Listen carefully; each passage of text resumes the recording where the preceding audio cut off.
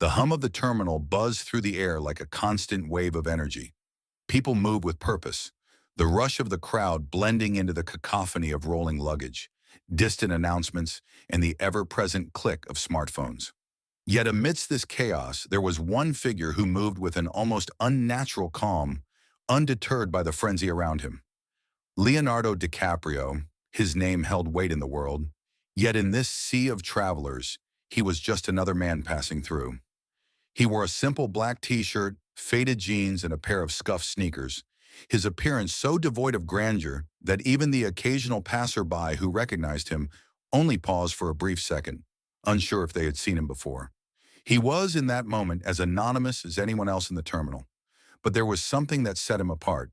Hanging loosely around his neck, nestled against his chest, was a small silver crucifix. It wasn't ostentatious. In fact, it was almost humble, its edges worn with time, its presence a quiet yet undeniable statement. In an airport where luxury was a currency and excess was common, this unadorned symbol stood out like a subtle defiance against the polished world around it. Leo walked towards the first-class gate, his steps steady, unhurried. He handed over his boarding pass to the attendant.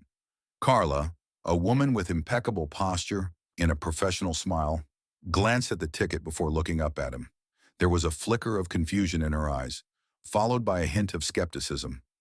She checked the ticket again, her gaze lingering on the name printed there. "I'm afraid this is the first-class line, sir," she said, her voice polite but firm. "You might have made a mistake." Leo's gaze never faltered as he smiled gently. "I'm at the right gate," he replied with the kind of unshaken confidence that only someone who had experienced the world and its judgments could carry. Carla's eyes briefly scanned him up and down. His casual appearance, devoid of any celebrity pretension, didn't align with her expectations of first-class passengers. She hesitated, but after a second, she nodded stiffly and allowed him to pass. As Leo made his way down the narrow corridor, Carla stood still, watching him. The unease in her chest wasn't entirely about the disheveled look he wore. She had seen celebrities before, often more entitled and demanding than she ever imagined. No, there was something else, something quieter but more unsettling. It was the crucifix. Something about that small symbol stirred something in her. It wasn't just the fact that it was religious, it was the quiet weight it seemed to carry. She couldn't explain it, but her discomfort grew. She knew she had no right to judge, yet her mind couldn't help but wander to questions she was unwilling to ask aloud. Inside the first-class cabin, Leo settled into his seat. He was a picture of stillness, arms resting lightly on the armrests, the air around him filled with a quiet peace. The plane took off and the gentle hum of the engines filled the space. As the aircraft ascended, the crucifix on his neck swayed slightly, coming into full view for anyone who dared to notice. It was not a symbol of arrogance, but of humility, a reminder of something larger, something enduring. Carla watched from the galley, her mind racing. The calmness in Leo's demeanor only seemed to magnify the discomfort in her chest. She hadn't asked about the crucifix at first, but now it felt unavoidable. She couldn't keep her eyes off it. She didn't know why, but it unsettled her. Perhaps it was because she saw in it a kind of conviction that she had never dared to have herself. After a few moments of internal struggle, she approached his seat, the edges of her professional mask beginning to crack. "Excuse me, sir," she said, lowering her voice just enough to make it clear this wasn't a casual request. "We have certain policies regarding visible religious symbols in public spaces, especially in premium cabins. We ask passengers to exercise discretion." Leo turned slowly, his expression unreadable. "I'm sorry," he said, his voice smooth and calm. "But are you saying there's a rule I'm breaking?" Carla's lips tightened slightly as she searched for the right words. "It's not about breaking the rules. It's about creating a neutral environment. Some passengers may find certain symbols divisive," she said, her words rehearsed but without the usual authority. Leo glanced briefly at the crucifix resting on his chest, then looked back at her. "I've flown like this many times before," he replied simply. "No one has ever had an issue." Carla's jaw clenched, her inner turmoil growing. "Well, times are changing," she said, her voice growing slightly firmer. "Some travelers are more sensitive these days. We ask that everyone respects those sensitivities. Leo didn't respond immediately, but his eyes met hers with a quiet intensity. This crucifix isn't a fashion statement. It's not a provocation. It's part of who I am, he said, his words carrying an undeniable weight. The silence between them grew, thick with the tension of an unspoken truth. Carla, who had spent years enforcing the rigid protocols of the airline, suddenly found herself questioning the rules she had always followed so dutifully. Was it really about comfort and neutrality? Or had she simply been uncomfortable with what she didn't understand? Passengers around them were beginning to notice, their curiosity piqued by the subtle standoff. A man across the aisle discreetly reached for his phone, his camera angled towards the aisle, while others shifted in their seats, sensing something was amiss. For a brief moment, Carla's gaze softened, though only for an instant. She could feel the weight of the eyes around her, the judgment and the discomfort building, but it was Leo who finally spoke again, his voice steady and unwavering. If someone else wore a pendant of a star or a tree, would you ask them to hide it? He asked, his tone gentle but firm. I'm not trying to create a scene, Carla. I'm just being myself. The silence that followed Leo's words hung in the cabin, thick and palpable. Carla's thoughts spiraled, her mind desperately searching for the right words to restore the order she had always relied on. But the more she thought, the more the simple truth of Leo's words resonated, and the harder it became to uphold the walls of her professional detachment. The passengers around them, who had been quietly observing, could feel the shift.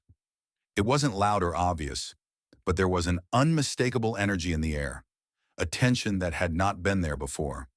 Some shifted in their seats, exchanging furtive glances. A few subtly moved their phones, recording the moment, as if they knew they were witnessing something that could not be easily erased. Carla, now standing rigidly in front of Leo, cleared her throat, the sound almost too sharp for the calm of the cabin. She had always prided herself on her control, on her ability to manage even the most difficult situations with grace. But right now that control was slipping through her fingers, and she could feel it. I'm simply following policy, she said, her voice tight, her usual calm now crackling with tension. It's not about personal judgment. It's about maintaining an environment where everyone feels comfortable. Leo didn't flinch. He didn't react with anger or defensiveness. Instead, he looked at her, his expression calm and unwavering. So what you're saying is that my faith, something that's been a part of me for years, is something I should hide for the sake of others' comfort? Carla's breath caught in her throat. She had not expected him to ask it that way. She had not expected him to challenge her so directly.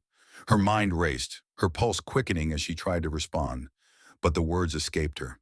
This was not the simple conflict she had prepared for. It's not about your faith, she stammered. It's about the symbol. Some people find it divisive. You know how sensitive people can be these days. Leo leaned forward slightly, his gaze never leaving hers. If my faith makes someone uncomfortable, that's not my fault. It's not my responsibility to hide who I am, just to make others feel better. The simplicity of his words hit her like a wave, and for the first time, she realized just how fragile the professional armor she had worn for so long was. The tension in the cabin had deepened, and even the air itself seemed to grow heavier. Carla could feel the eyes of the other passengers on her now. She could feel them waiting, watching, silently judging not just her actions, but the decision she had made to confront Leo in the first place. And then, as if the weight of her actions finally settled fully into her chest, she heard Leo's voice again, softer this time, but still clear. You asked me to hide my necklace. I won't. It's not a fashion statement or a political symbol. It's part of who I am. It has saved my life, more times than I can count. His words, though quiet, seemed to fill the entire cabin. In war zones, in hospitals, in moments when I thought I might not make it through the night, this necklace, this symbol, reminded me that I was still here, and I will not hide it, not for anyone. Carla's mouth went dry. The words seemed to hang in the air, reverberating in the space between them. She had heard the stories of celebrities, of people like Leo who had lived lives of luxury and privilege, but she had never stopped to consider the depth of his humanity. The quiet, unspoken weight of his truth struck her, and she could feel something inside her shift. She didn't know what it was, but it was profound, and it unsettled her more than she cared to admit. For a moment, there was nothing but silence. The hum of the aircraft, the gentle whoosh of the air conditioning, and the faint rustling of paper from other passengers were the only sounds that filled the space. But beneath all of that, something had changed. Carla stood there, struggling to regain her composure, but she knew deep down that she had lost something. She had lost the certainty she had always clung to. The policy she had always trusted now seemed hollow, empty in the face of Leo's calm certainty. She forced a smile, though it felt strained, even to her own lips. "I'll give you a moment," she said, turning quickly and retreating down the aisle. As she walked away, Carla felt her heart beat faster, the weight of the situation settling in. She had tried to assert control, to impose order in the way she had been taught. But in doing so, she had missed something far more important: the humanity of the man she had tried to silence.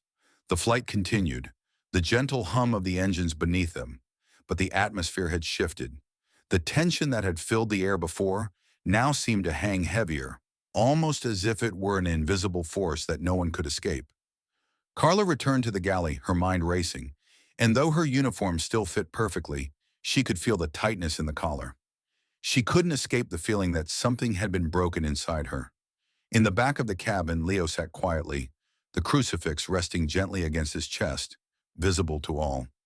He had not raised his voice, nor had he escalated the situation. His quiet strength had spoken louder than anything else could. The words he had said, simple but firm, were still hanging in the air, filling the space around them. Carla stood behind the galley curtain, her fingers tapping nervously against the tray card. She could feel the weight of her actions, the consequences of the choices she had made. And though she had tried to maintain control, she knew now that it was slipping from her grasp. The power of Leo's words, the weight of his presence, had started to unravel her carefully constructed world. She didn't know how this would end, but one thing was certain: she would never forget this flight, nor the man who had changed everything with a quiet word and a simple act of courage. The minutes that followed seemed to stretch into eternity, each one heavier than the last. Carla stood in the galley, her fingers still drumming against the tablet, her mind a swirl of thoughts she couldn't untangle. The hum of the plane, the distant clinking of glass, the soft whispers of passengers, everything felt like a distant echo. But in her chest, a different kind of noise reverberated, a growing unease, a sense that something profound had happened, something she couldn't undo. She kept telling herself she was doing her job. She kept telling herself she was protecting the integrity of the cabin, ensuring a neutral space for all passengers. But Leo's words kept circling her mind. "The problem isn't what's on my chest, it's what's in your eyes." That simple truth stung. The weight of it was unbearable. Carla glanced at Nicole, who had been quietly observing the interaction from the back of the cabin. She could see it in Nicole's eyes, the same tension, the same awareness of the shift that had taken place. But unlike Carla, Nicole hadn't taken the first step. She hadn't been the one to challenge Leo. Instead, she had watched the moment unfold, unsure of how to react. The moment of hesitation passed, and Carla's resolve solidified. This wasn't just about a necklace. This was about control. It was about authority. She had to handle this situation now, or it would get out of hand. She turned to Nicole. "I need you to come up front with me," Carla said, her voice sharp, though she was aware of the underlying tension that still gripped her. Nicole blinked, surprised by Carla's sudden directive. "Is everything okay?" Carla's lips pressed into a thin line. "It will be, but I need you to come with me. We're escalating this." Without another word, the two of them moved toward the front of the cabin. As they walked, Carla could feel the eyes of the other passengers on her. She didn't know if they were watching her because of the confrontation with Leo or because of the growing sense that something was amiss. But it didn't matter. The only thing that mattered was regaining control. When they reached Leo's row, Carla stood a little taller, as if the mere act of standing made her somehow more powerful. She took a deep breath, her eyes steely and unyielding, before she spoke. "Mr. DiCaprio," she began, her voice louder now, more authoritative. "I've been instructed to inform you that your actions are causing a disturbance. If you continue to refuse to comply with the cabin policies, I'll have no choice but to escalate this to the captain." Leo didn't flinch. His gaze, though calm, was unshakable. He didn't react with anger or frustration. Instead, he met her eyes with an almost serene understanding, as though he knew exactly where this was headed, and yet he wasn't afraid.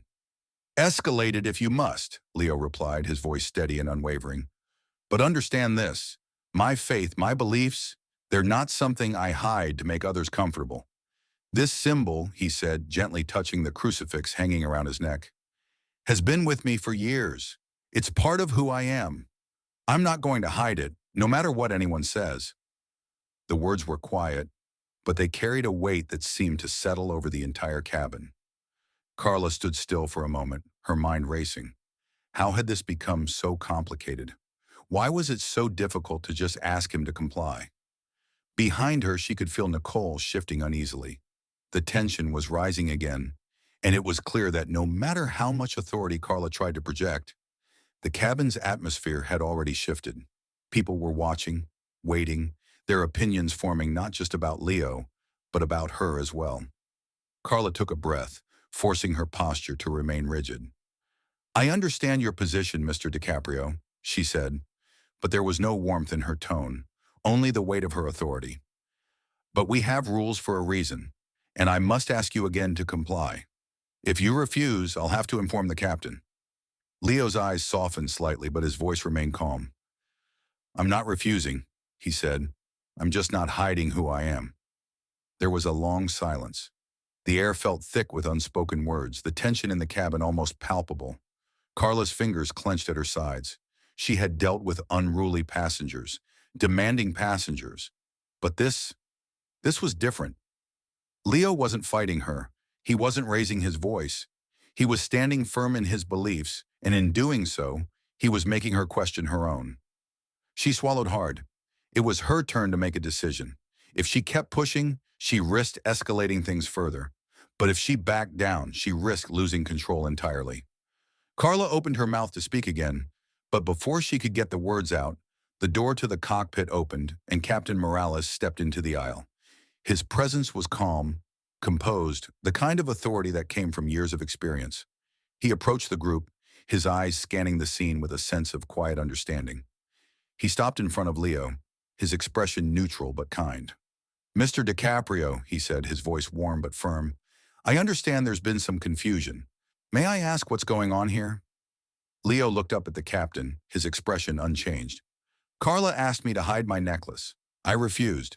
It's not just a piece of jewelry to me. It's a part of who I am, and I won't hide it." Captain Morales nodded, his gaze flicking briefly to Carla. "I see.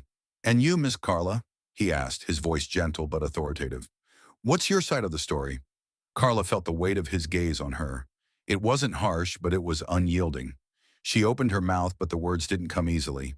"I'm simply following protocol," she said, her voice thinner now, more uncertain. "The symbol, it could make some passengers uncomfortable." Captain Morales studied her for a moment, his expression thoughtful. Then with a quiet exhale, he spoke. "The problem isn't the symbol, Carla. It's how we react to it. It's about respect. Respect for each other's differences and respect for the space we share. Mr. DiCaprio has every right to wear his necklace. We all have our beliefs, our truths. But we also have the responsibility to maintain the peace in a shared space." Carla felt the weight of his words, and for the first time, she wasn't sure how to respond. The authority she had once felt in her role was slipping away, replaced by something else. A vulnerability. A recognition that perhaps the rules she had followed so blindly weren't as clear-cut as she had believed. Captain Morales turned to Leo, offering a small, understanding smile. "You're free to keep wearing your necklace, Mr. DiCaprio. Thank you for your patience." Leo nodded, his gaze steady. "Thank you, Captain." As Captain Morales turned and walked back to the cockpit, the tension in the cabin began to dissipate, leaving a quiet stillness in its wake. Carla remained standing in front of Leo's seat, her mind a whirl of thoughts and realizations. The passengers slowly returned to their business, but the shift had already happened. The power of the moment had changed something inside her, and she knew that she would never look at her job, or the rules she had once clung to, the same way again. She took a deep breath, her gaze still locked with Leo's. "Thank you for your patience," she said quietly, her voice softer now. I didn't realize." Leo gave her a small, understanding smile, his expression kind. "It's all right," he said. "We're all learning, every day." Carla nodded, feeling the weight of those words settle into her chest. And for the first time in a long time, she wasn't sure what the next step would be. But she knew one thing for certain. This moment, this confrontation, would stay with her forever. It had changed her. And in the stillness of the cabin, she could feel the shift happening within her, just as it had within the space around them all. The rest of the flight continued without incident, but the atmosphere had irrevocably shifted. What had begun as a quiet confrontation had morphed into something larger, something more personal for both Carla and Leo. The passengers, though outwardly returning to their routines, were quietly transformed by what they had witnessed. And so was Carla. She moved through the remainder of the flight with a quiet urgency, a feeling of both heaviness and lightness pressing against her chest. Her mind kept replaying Leo's words, his calm certainty in the face of her authority, the strength in his voice when he spoke of the crucifix and the meaning it held for him. It wasn't just about a symbol. It was about a truth that he carried with him, unwavering and unapologetic. When the plane began its descent, Carla stood in the galley, staring out the small window at the expanse of the city below. The lights of the city blinked in the distance, casting a soft glow across the darkened sky. The thought of returning to the terminal, to the endless cycle of rules and procedures, felt like a different world now. She had felt so sure of her position before, certain that following protocol was all that mattered, but now she wasn't so sure. As the plane touched down, the seatbelt sign blinked off, and the passengers began to gather their things. Carla stood at the front, awaiting the usual flurry of activity as they prepared to disembark. But this time, she noticed something she hadn't before. The quiet glances, the lingering stares from the other attendants, the slight nods of approval from passengers. There was a quiet respect in the air, one that she hadn't earned through protocol or authority, but through something much simpler. Leo had said he wouldn't hide his truth, and somehow that had given her the courage to begin to confront her own. As she moved to the front of the cabin, preparing to disembark, Leo was waiting by the door. His calm presence stood in a stark contrast to the usual rushed, impatient demeanor of other first-class passengers. He turned to her as she approached, offering a quiet smile. "Thank you for your patience," Carla said, her voice softer now, the words carrying more weight than she'd intended. "For everything." Leo's smile remained warm and kind, as if he had expected nothing in return. "It was nothing," he replied. "We all have our moments. It's part of the journey." Carla nodded, swallowing the sudden lump in her throat. She had heard him speak before, but this time his words felt different. They resonated in a way that went beyond politeness, beyond routine. He had given her something she hadn't known she needed, a lesson in vulnerability, in strength, in the power of holding on to something real, even when it wasn't easy. Before she could say anything more, he extended his hand. She hesitated for a brief moment, surprised by the gesture. But then, without thinking, she took it, feeling the strength of his presence in the simple act of holding her hand. The warmth of it felt like an anchor. "Take care of yourself, Carla," Leo said gently. "And remember, it's okay to be yourself. No one can take that away from you." She nodded again, her heart a little lighter than before.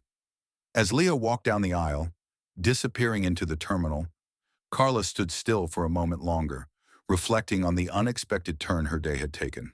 She had started this flight believing she was in control, that she could manage the situation with her usual professionalism. But in the end, it wasn't control that mattered. It was authenticity. It was kindness. It was the quiet power of standing firm in who you are, no matter the judgment that might come from others. As the last passengers left the cabin, Carla lingered for a moment, taking a deep breath. She wasn't sure what would come next, how she would continue to navigate the delicate balance between rules and respect, between authority and compassion. But she knew this. She would no longer hide behind her uniform, behind her training, behind the illusion of control. The flight attendant who stepped off the plane was different than the one who had boarded. She was no longer the woman who would let her discomfort dictate her actions, who would follow orders without questioning them. She was someone who had begun to understand the value of seeing people, not just as passengers, not just as customers, but as humans with their own stories, their own truths. As she stepped into the terminal, the noise of the airport swallowed her up again. But this time, she didn't feel like she was just part of the machinery. She felt like she belonged in the world, in her own skin, not needing to hide or pretend. And though the journey ahead was still uncertain, Carla knew she was no longer walking it alone. There would be moments of doubt, of challenge, but there would also be moments of clarity, of connection. Like the brief but powerful encounter with Leo, those moments would stay with her, shaping her path in ways she could not yet understand. But for the first time in a long while, Carla was ready to face them, and perhaps, just perhaps, she would stop hiding her truth too.